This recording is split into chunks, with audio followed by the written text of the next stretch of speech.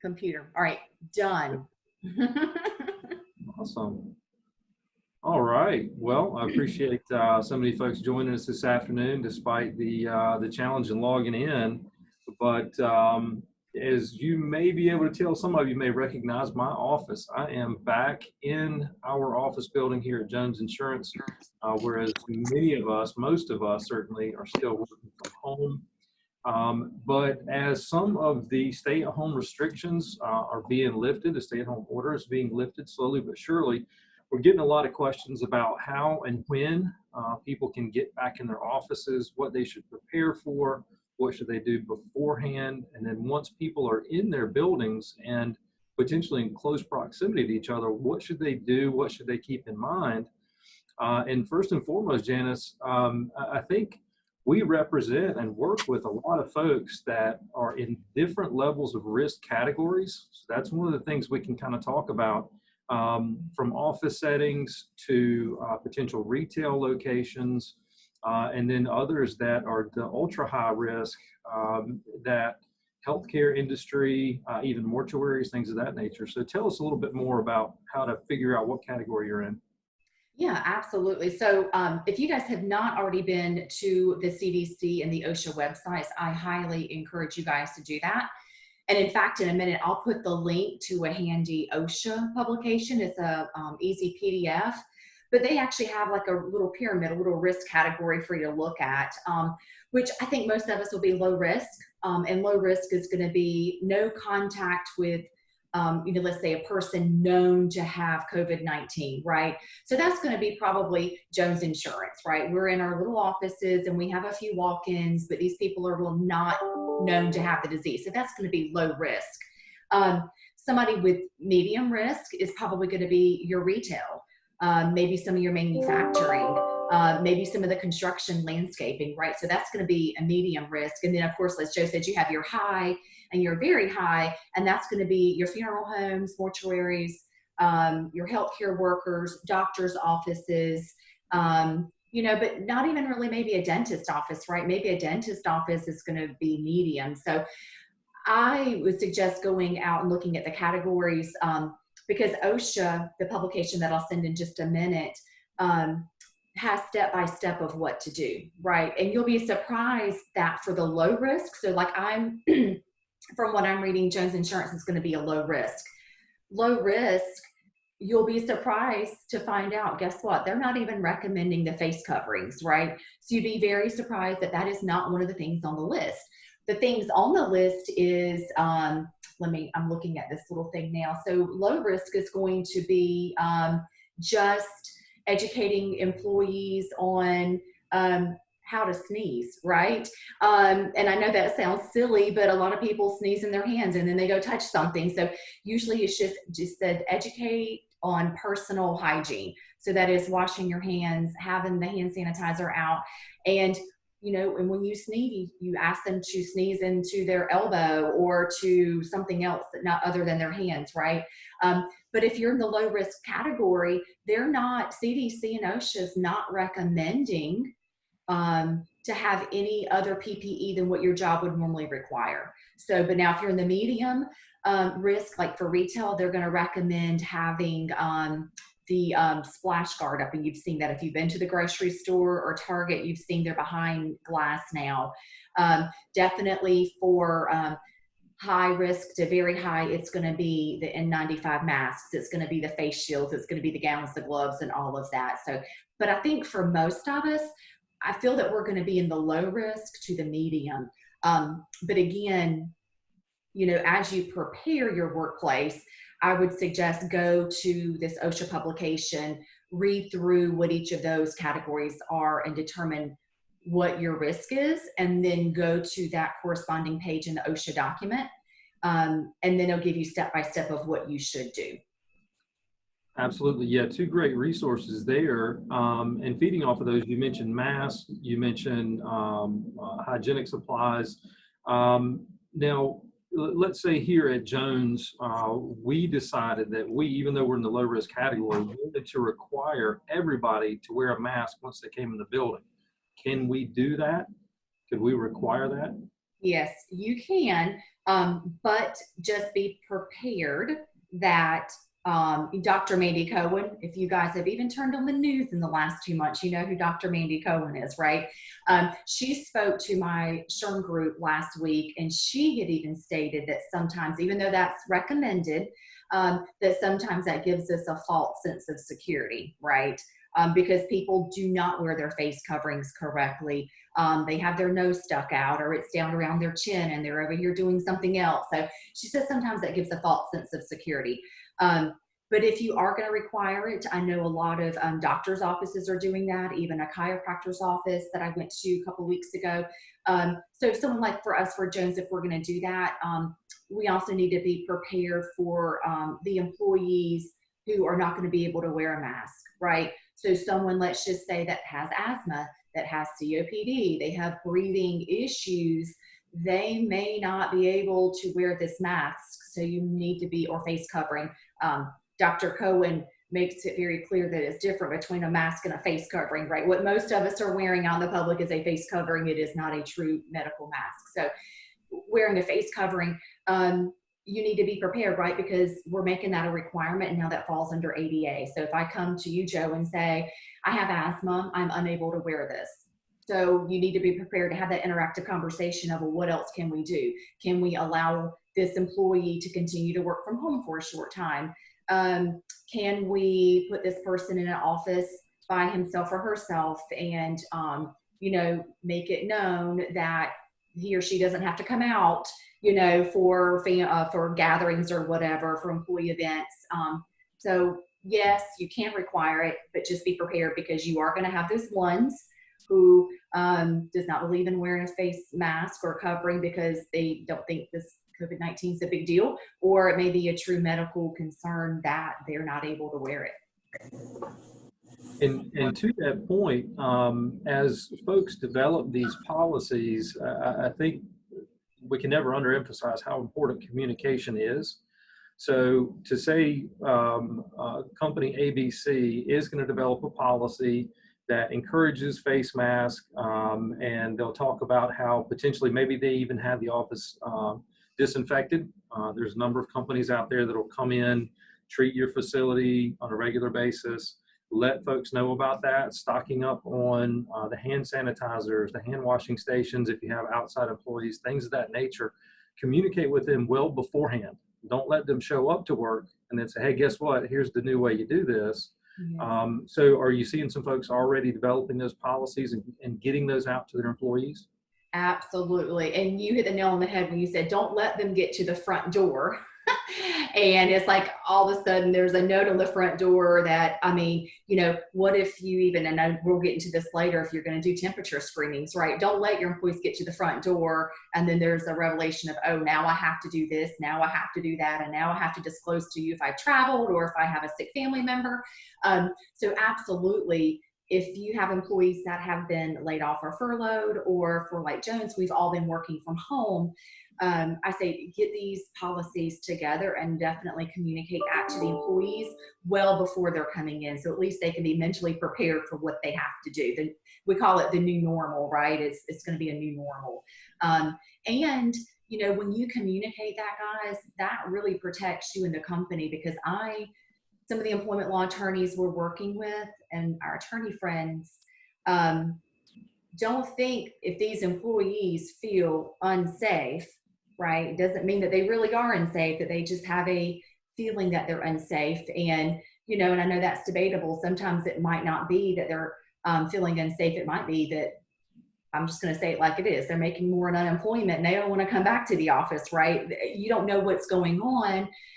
And so they're going to be the ones that's going to complain, right? They're going to be calling up OSHA saying my employer's not taking measurable steps. So the more you can put in writing and document and send that out to your employees, if you get someone that's begrudgingly coming back to work and they don't want to be there, at least you have your defense mechanism ready to say, hey, we communicated this. These are the steps we're taking. We've done our research. We've deemed that we are low risk. These are the things we've done. We communicated on this date. So at least that's protection for you guys to have these policies in place. You can prove you communicated it. So when you get that letter or that phone call, you can easily pull this out to say, this is our documentation, this is what we've done. And on that note, a lot of folks that had to either furlough or take it a little bit further and actually lay employees off, their first steps, I'm assuming, are going to be direct communication with these employees. Is that correct? I mean, they have to go out and say, hey, half of my workforce is gone, or, 5 great employees I had to let go. They're going to have to reach out directly to that employee. Is there anything they need to keep in mind there other than just communicating the new expectation of them coming back? Well, I think definitely before they even start calling back, as you said, you may have your great 5, and then you may have the 5 or 6 that were like, I'm not sure if I'm going to bring those back yet or not, right? So I do think before you even start calling back, to look at that total list, reevaluate your staffing. This might be a time where you may not call everyone back, right? But then when you're looking at that list, make sure you're not creating, a disparate impact. Maybe you're accidentally not bringing back, and I always can pick on myself, right? Because I'm in a protected category. I can say maybe you're accidentally not bringing back all the females over age 40, right? So you just want to make sure that, you're looking at that list objectively and you're documenting who you're bringing back and why. You may have done a last in, first out, or maybe it's that you looked at each individual department to say, okay, this person is essential because this person can do these essential functions, but they also can cover essential functions in customer service, right? So if it's somebody who does cross departments, then you kept to that person and probably got rid of a few of the others. And maybe now this is the time you've deemed it where you need to cut back customer service. Maybe you need to reduce it by 2. So if you're going to do that, you can definitely do that on, past performance, attendance, and things like that. But I just would make sure you've documented all that, right? So if you have this troubled employee who's been laid off and you don't want to bring that person back, hopefully you've documented all of the attendance issues, the performance issues. And if you're going to do that reduction in headcount permanently, just make sure you document that, right? We laid off 5 from customer service, but as a business need, we've only deemed we need 3. So 2 we're going to get to go. How did you pick your 3? So as long as you document that, so I think that's the first step. And then communicating definitely first to the ones, in my mind, I would communicate to the ones you're not bringing back first, right? Because what's going to happen when you call the ones that you are bringing back, the text message starts, hey, I got called back, what about you? And then all of a sudden, no, I didn't get a phone call, and what's up with that? And then I'm calling you, Joe, to say, why aren't you bringing me back? You brought back, Jane Doe over here. So I do think I would communicate with the people that you're not bringing back first, and then communicate with the ones you are bringing back. And just as you said, like, give them a date, let them know what the expectations are, what the new rules are going to be, and that you need them to report to work on that day. Excellent. One other question on individual employees and kind of repopulating your staff, and then we'll move on to testing real quick because I know that's another hot topic. So again, in the scenario, now we're reaching out to these folks and saying, hey, we're ready for you to come back. You mentioned there may be a few that kind of contest that and say, no, I don't feel safe. It doesn't matter what you do. I'm not leaving the house. I'm taking this very seriously. Underlying health conditions or not. Do employers have any obligation to bring those folks back? Or is this a potential separation scenario, and what things do they need to keep in mind? Let's say I have no underlying health conditions, but I am enjoying homeschooling and enjoying Netflixing and all of these things, and I'm getting paid unemployment. Ultimately, that's going to run out at some point, but I don't want to come back right now. What obligations do you have to hold my position open, or can I simply be terminated? Yeah. As an employer, there are several things you have to look at, right? It's never cut and dry. And I don't ever want to give the attorney answer of maybe or maybe not, right? But that's kind of how it plays out. It's because, so if you are calling back someone and and that's been the number one call, you guys, in the last 2 weeks, our clients calling in saying, hey, we're open and this one person's refusing to come back. So we have to talk through that, right? So there's several pieces playing in here. So number one, you are open. This person has been sitting at home and they've been getting their $9.50 a week, and guess what? That amount might be more than what their hourly rate is. And then I want you to think too of the pandemic unemployment assistance, right? That extra $600 in that stimulus bill. They are now coming out to say, and you can go to the North Carolina, the Department of Employment Securities. Now it's listed in here, if can I apply for unemployment under the PAU? And it says, if you have to quit your job because of COVID-19. Well, what does that mean, right? So I think the Employment Security Commission is going to do some investigating on that. If my reason to you is, hey, I'm making more unemployment, I really don't want to come back in, you guys should document every conversation with you have with an employee like that, because that's going to be your defending argument too, right? That, hey, we have work available, they're refusing to come back, and you as the employer can respond that they denied, and that was the reason you were given, right? They're making more in unemployment. However, if someone's saying, I have an underlying health condition, I'm at a work site that, I've exhausted my FFCRA, my 80 hours, right? I've exhausted that.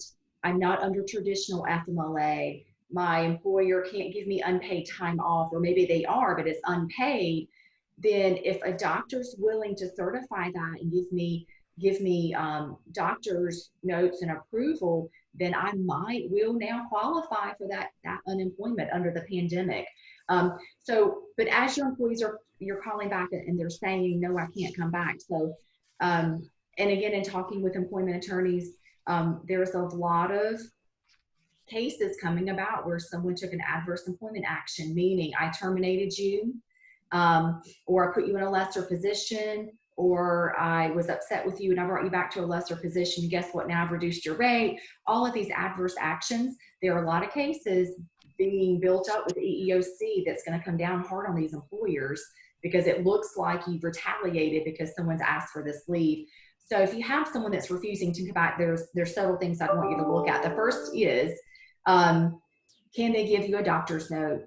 Well, I mean, even to back up further than that, right? For me to understand that, and this is just a personal thing, it's hard for me to understand that level of fear, I guess, if you don't have that fear, right? But as an employer, the EEOC and employment attorneys are saying, even though you may not understand it, you need to act like you're understanding it and have that interactive conversation, right? Especially, if you have more than 15 employees, you fall under ADA. So if over 15 employees, I'm sorry, I said that wrong. If you have 15 or more employees, you're under ADA. So you have a greater responsibility to have that interactive conversation to understand, where is this employee coming from? Can they provide me doctor's notes? Do they have this reasonable fear? Are they on medication?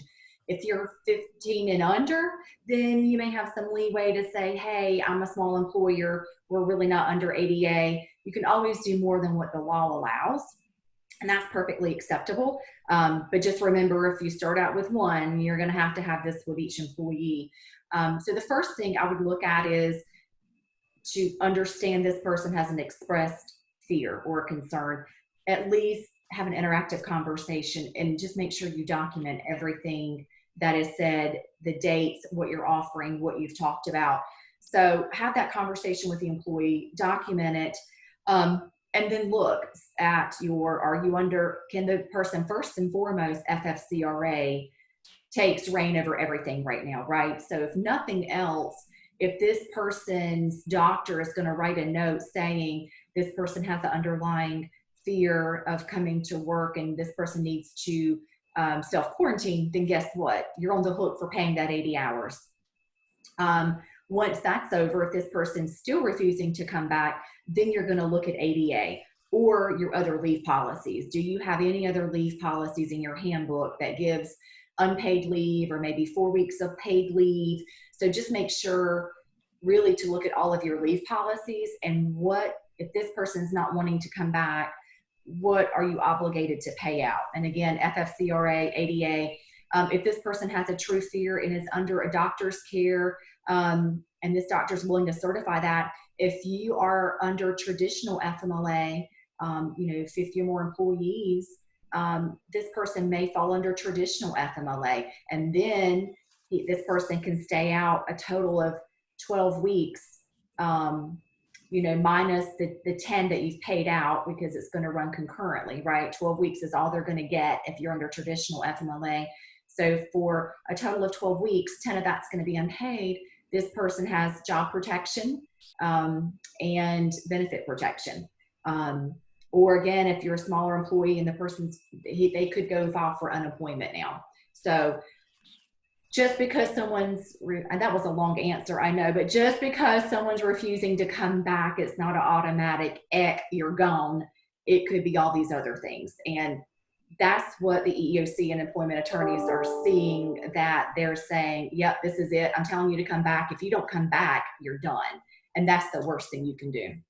Right. And I think that's the underlying statement to take away from that. Just because somebody doesn't want to come back, they say they're not comfortable, not grounds for immediate termination. Start a conversation, start the documentation.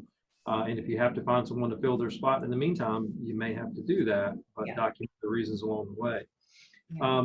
The other question I know I've been getting a lot, as a lot of our larger contractors, trade contractors, haven't really slowed down. And now they're getting more and more concerned from their employees about, hey, when are we going to start testing? I need to know if the guy that's riding in the truck with me has been exposed, if he's got issues, I want him to wear a mask, etc. So a lot of folks are starting to adopt testing procedures, or they hope to adopt some testing procedures as they bring people back into an office they have not been in a while. I know temperature, the non-touch temperature scans have been somewhat popular, but give us some ideas of what other employees may consider, and again, some of the potential pitfalls there as you're testing people. Yes, you're testing people. You know, and again, and I hate to keep quoting that Dr. Cohen, Mandy Cohen, but she had even said doing that testing gives a false sense of security, right? But I feel like as a due diligence for an employer, especially in those trades, especially when you've got the landscaping guys all riding in a vehicle together, you need to give them some sense of security. And I think if I was in that industry, I would put in place temperature checks, right? And then with temperature checks, you are right, it is now becoming a test, but the EEOC is permitting that, and that's because this is a pandemic. But most what I'm seeing are doing are temperature checks at the beginning of the shift and at the end of the shift, right? And if they're riding in vehicles together, they are requiring for you to wear your mask. They've got the hand sanitizers and the wipes, and you have your set of tools that you're going to use, and no one else is going to touch those tools. Like, you're assigned your own tools, which I think that would be difficult. And when you're doing temperature checks, there's, you know, a couple options you can do. You could get the employees to self-check, right? So that's probably the number one choice. And they would self-check at the beginning and the end. You can keep records, but if you do keep a record, you have to remember that's HIPAA, that's got to be protected, it's confidential. And the option two is you get a third party in there, right? You get something like a nurse that's part-time, right? That comes in for an hour in the morning and an hour and then in the evening. It's a contract work. So you get a third party to administer. And then the third option would be you designate someone at your facility to do these checks. But if you're going to do that, guess what? There's things you got to put in place. If I'm checking someone's temperature, I can't do it even with a thermal and be 6 feet away. So you're going to have to create some kind of physical barrier, whether that's a plastic shield. The person may have to wear a gown and gloves, right? And receive training on all of that. So if you were to go with option three, you got to put some plans in place. So a lot are just doing option one. That's her? Yeah. I see that. Oh, I think I got to put one on mute, I think. All right, we got it. So, and if you're going to do that, you got to have a plan in place. So just because I'm checking someone's temperature, what does that mean? You need to communicate. If if it reads 100.4, you're going home. And then how long are you going to send that employee home? Is it going to be 5 days, 10 days? Are you going to require that they go get testing immediately? So we can't just do temperature checks just to say that we're doing it. We need to have a plan in place to back that up for the what ifs, because you know, the FFCRA and this stuff's not going away. It's going to be in place till the end of the year. And I have my suspicion that that will be expanded. We'll probably be looking at this until 2021. So we just need to have checks in place, because when we all get back together, there are going to be people who test positive. You know, and that's not going to be immediately. It may be a month when we come back. But we just need to have these plans in place. And again, you can do the screening questions. So in addition to the temperature checks, those screening questions, if any of you have been to a doctor's office or anywhere lately, you know those 5 questions they ask. Have you had a fever in the last 10 days? Have you traveled? So you can ask the employees those questions. Most are going to say no, no, no, and no, but at least you're documenting that you're asking those questions. Some other things that have come up are those COVID testing in-house, and the antibody testing. However, those tests are being developed, right? So the best means right now, my answer today is if someone tests positive or they're saying sick, you send them out for testing. I would not recommend the in-house testing. But I do think that's going to develop, and we'll have more, a less invasive way to do the testing, right? Because there's none of us qualified to want to do that. And I don't even think I could do that to myself, to stick that swab way up in my nasal cavity. So I'd rather a doctor do that. So I think the things really right now, the only screenings that we do have available are the temperature checks, no matter how you want to administer those, and those screening questions. And somehow getting the barriers up with those guys that are working closely together, and that's gloves, masks, and just education. So again, on the testing front, to kind of summarize, first and foremost, if you're going to test everyone. Is that correct? Yeah. Yes. Hey, just this group, just that group, that can be looked at pretty quickly as some form of discrimination.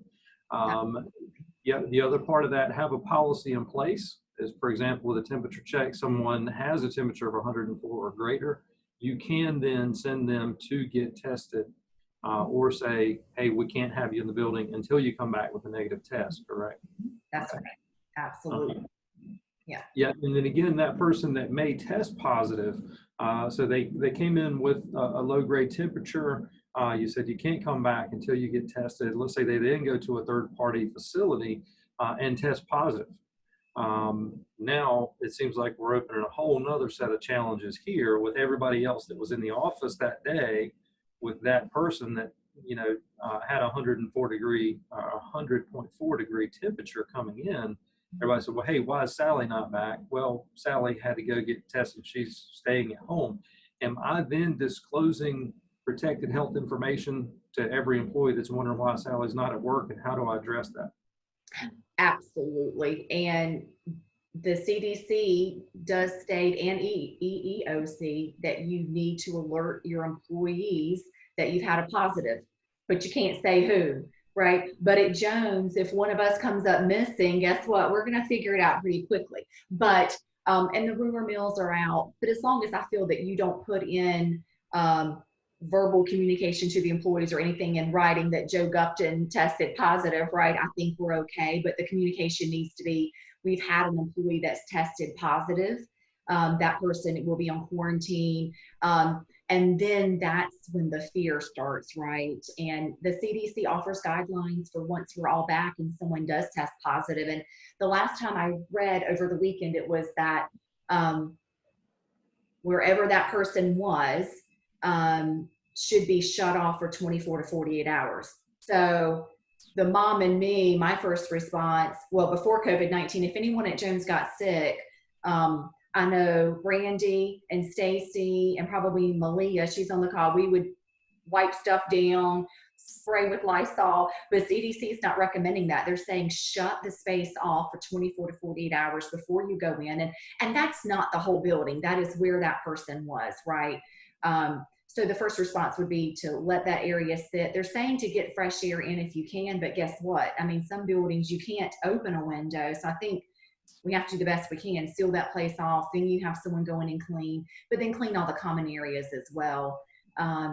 But yeah, so as soon as someone tests positive, that's when the fear will come through the workplace of now what are we going to do? And then I'm feeling that we may have some people at that point in time saying, well, such and such tested positive and I don't feel comfortable coming in. So then do you allow those employees to work from home? You know, and it may be a good idea if your employees are working from home now, allow some kind of quasi system at home. So where if I call you Joe tonight and say, hey, I tested positive today, you tell the employees not to come to work tomorrow, to work from home. So you need to have some kind of system in place. I think once we open back up, people will be able just to stay in their own offices, and we'll be able to quarantine that person, and hopefully we won't have to shut the whole place down again, is my point. But and some businesses may choose to do that if you have multiple people, but just for that one, you have to communicate due diligence to the employees left that you've had a positive and that person's been quarantined. And I do think if anyone would want to leave that week and go get testing to see if they've contracted it, that you would allow for them to be able to do that. But again, I would put that in your policy so they know what's expected. Absolutely. And own policies, we talk a lot in the pre-pandemic era, just about bullying and discrimination, employee communication and complaints within a workplace. So now let's go back to the rumor mill that you mentioned. Most of the folks on this call, I think, would recognize pretty quickly if one or two of their employees were out. They're probably, the whole population would recognize, hey, again, why is Sally not at work? Where has she been? And Sally then comes back after a couple of weeks of quarantine or a treatment and was asymptomatic the whole time. What should an employer be prepared to do if there is an instance of, well, Sally's in the building, I'm not coming in, or I'm not going around her because, you know, she had COVID, and it seems like a whole new problem for some potential discrimination, bullying. Should there be a new policy implemented, or is this just an ideal time for employers to look at what their policies are and make sure that they're documenting and aware of these potential employee conflicts? Yeah, I think it's going to be a combination of both of those that you said, Joe, to definitely look at their handbook, look at their policies. Do they have the anti-bullying policy? Do they have a policy on HIPAA where you're not talking about someone's health condition, right, without them present? So I definitely think it's a good time to look at your policies that you have in place, and then what are the consequences for not following those, right?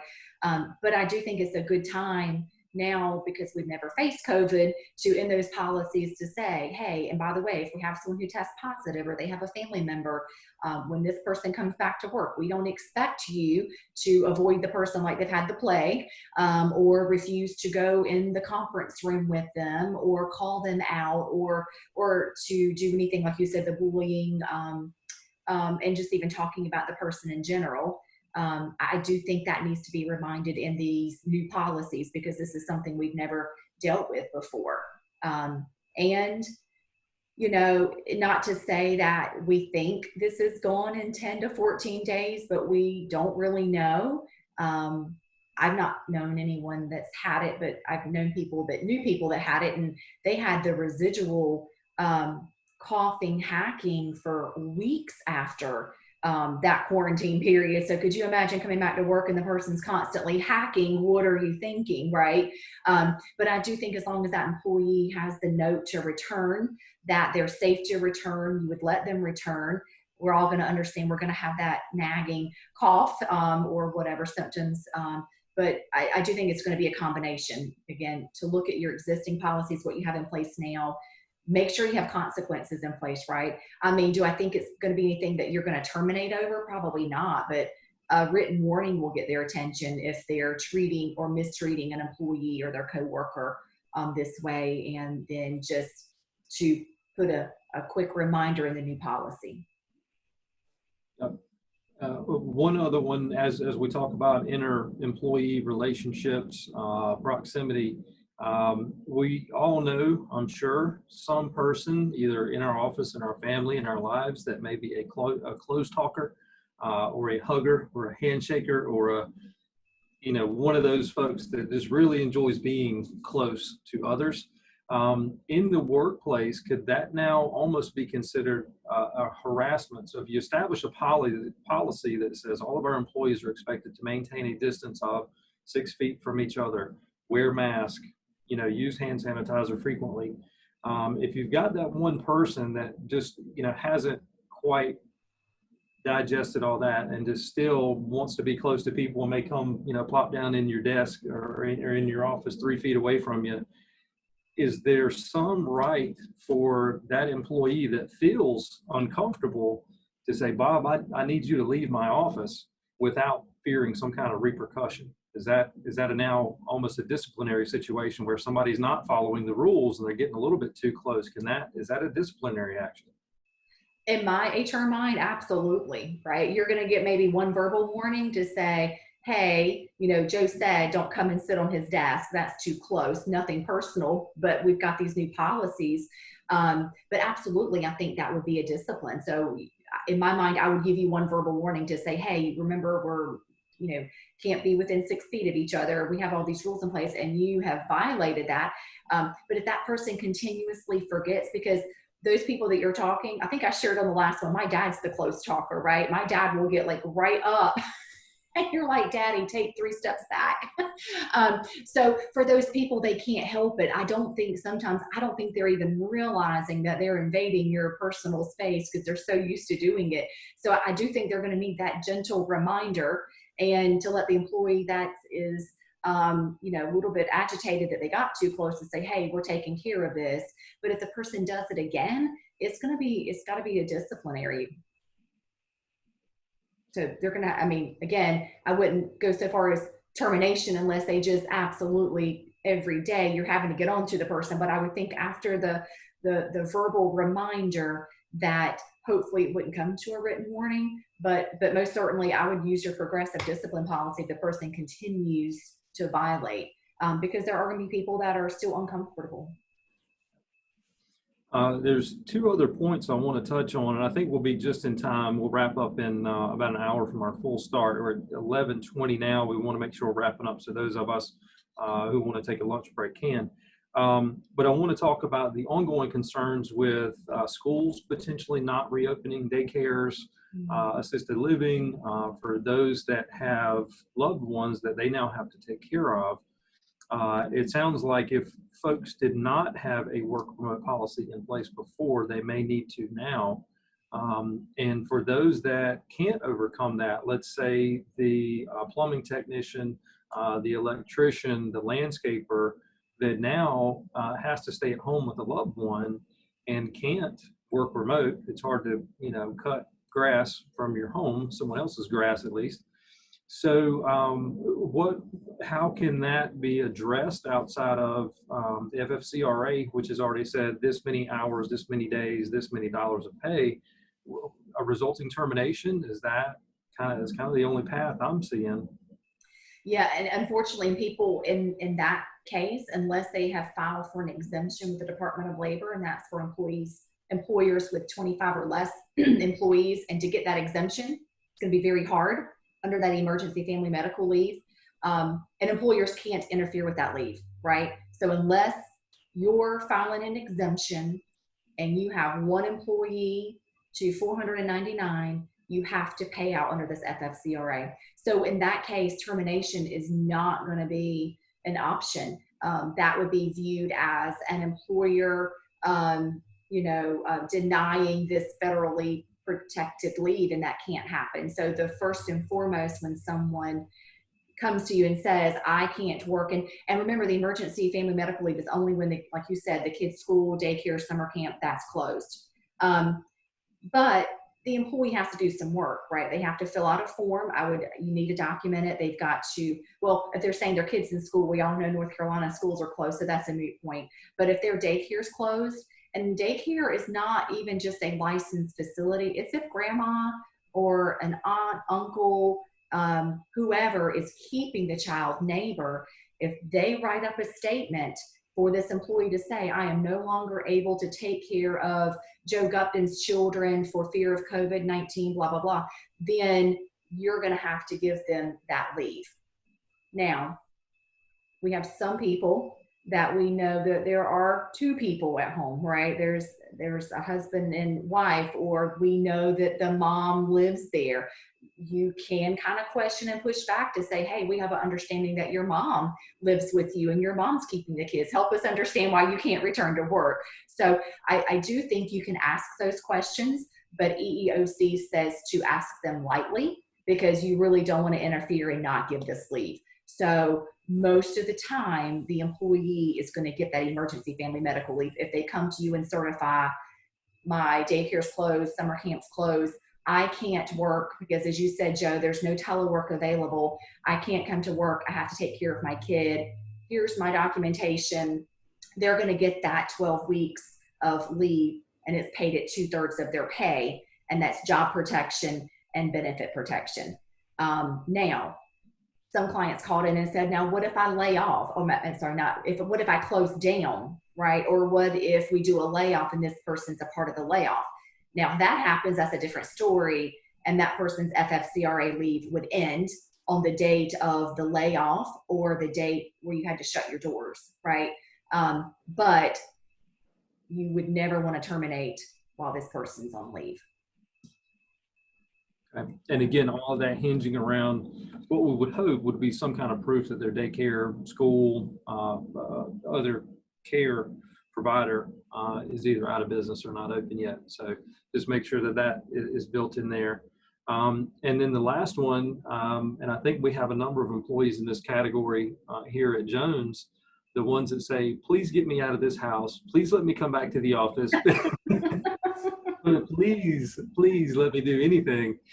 Are you talking to folks about staggered entry and kind of revolving where they have just a fraction of their staff coming in? And then is there any particular concern about who does that scheduling, as in who can come in and when, and who they may be there with?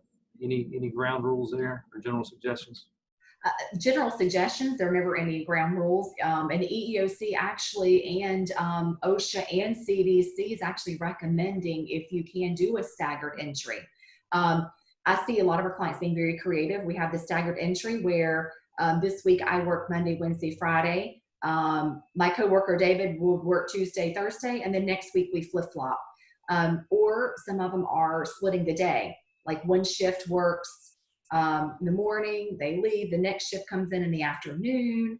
But I think key is, first of all, before you call anybody back, preparing the workplace, that whole sanitizing, getting your supplies, making your policies, communicating to the employees what's going to happen once you come back so everyone's on the same page. So definitely the planning, the communicating, addressing any of the employees' concerns. I mean, even though I'm, like you said, I'm definitely ready to come back to the office, but, what are we doing to protect ourselves? Are we allowing visitors? What is the plan for all of that? And I think just communicating that's going to give employees a peace of mind, and they're going to be ready. But definitely the staggered entry. And it may be that you allow part of your team to work from home and the others are in the office for a while. Maybe your department managers, and I would leave that up to each department, right? Because I know, like for Jones, I can use this for an example. For personal lines, we have a lot of walk-ins, right? So when we get all back together, personal lines, it may look for them like we need all personal lines in the office to take care of those clients coming in the door, but maybe for group benefits, they're still doing Zoom meetings, and maybe they continue to work from home for a couple of weeks and to see what that looks like. But CDC is recommending to continue to allow some to telework if you can, flex arrangements, and staggered days. So any combination of those.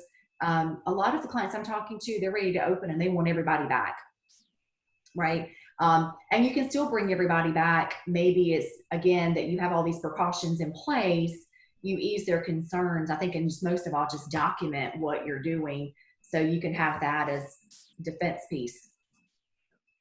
And you made a great point there, mentioning visitors. A lot of our businesses are visited by sales folks, service folks, you name it, friends, clients, and maybe it's worth considering in the employee communication, when an employer communicates with their employees, that there is a new visitors policy, that we won't be letting non-employees come into the building for you, Mr. or Mrs. Employee, for your protection, here's our new visitor policy.